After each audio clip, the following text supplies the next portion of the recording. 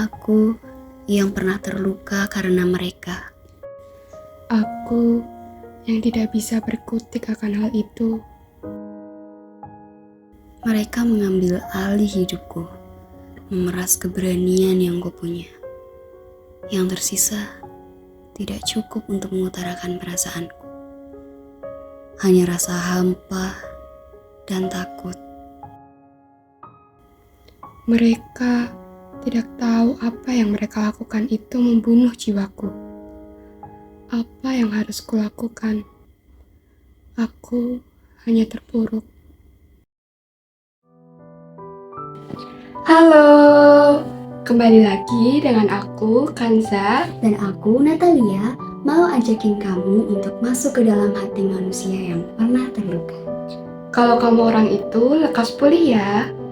Aku yakin kita semua pasti udah sering dengar istilah bullying, sebuah kata yang merujuk ke arti yang negatif. Ya, kita udah gak asing lah ya dengan kata itu. Kalau kita buka sosial media, TV, pasti udah gak jarang lagi berita tentang itu. Di sini kita nggak akan bahas apa itu bullying, jenis-jenisnya apa aja, karena kita udah pasti sering dengar itu. Terus sekarang kita di sini mau ngapain dong? Kita di sini bakal belajar untuk memahami perasaan dari sang korban, apa yang mereka rasakan, dan sedalam apa luka mereka. Lewat perkataan, perbuatan, kekerasan fisik, bahkan pelecehan. Semua itu dapat membuat hidup seseorang hancur. Mungkin bagi si bully atau pelaku, mereka menganggap apa yang mereka lakukan itu enteng. Mereka mendapat kepuasan akan hal yang mereka lakukan dengan bersembunyi di balik kata bercanda.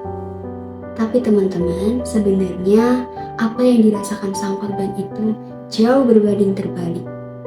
Saat si bully melakukan itu, sesungguhnya dia lebih rendah daripada orang yang dia sakiti. Karena sejatinya, orang yang menghakimi tidak akan pernah mengerti, dan orang yang mengerti tidak akan pernah menghakimi. Mungkin buat orang yang gak merasakan, bisa bilang dengan mudahnya, ya kalau kamu dibully, tinggal cerita apa sih susahnya. Tapi sebenarnya enggak semudah itu untuk mengutarakan apa yang dirasakan oleh sang korban.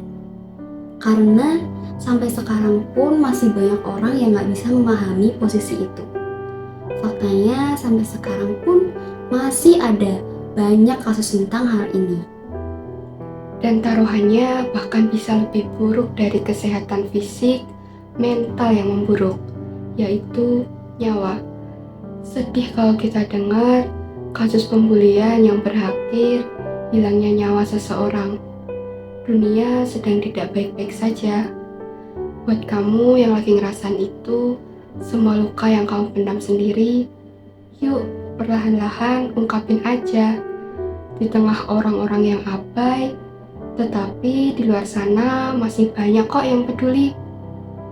Yuk perlahan-lahan kita bangkit bersama.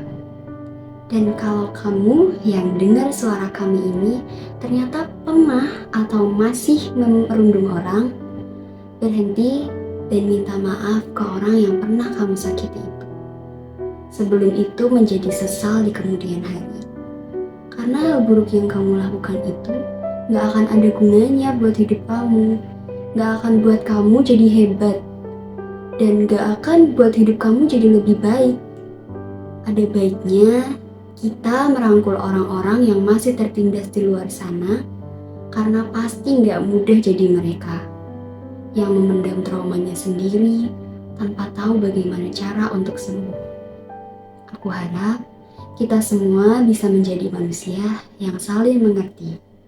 Kami pamit ya. Sampai jumpa.